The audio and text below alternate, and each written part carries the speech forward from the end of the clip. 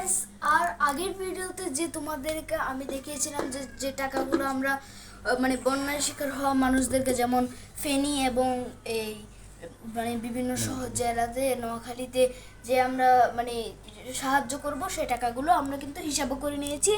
মোট কিন্তু 1241 টাকা মতো হয়েছে।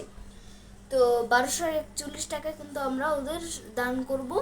তো দেখতে পাচ্ছেন, মানে এখানে 5 টাকা, এখানে সব মিলিয়ে এখানে 2 টাকা, এখানে 1 টাকা, ওরকম করে কিন্তু আমরা একটা ভালো একটি টাকা ওদেরকে দান করতে চলেছি।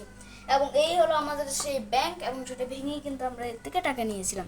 দেখুন গাইস, এখন কিন্তু এটা একদম খালি।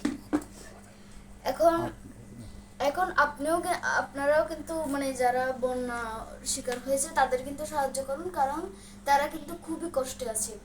তো দেখতে পাচ্ছেন, আমরাও কিন্তু সাহায্য করছি, সবাই কিন্তু হাত লাগান, তাহলে কিন্তু তারা মুক্ত হয়ে যাবে। তো দেখতে পাচ্ছেন, তো আজকের ভিডিওটা এই পর্যন্ত ছিল। আসসালামু আলাইকুম।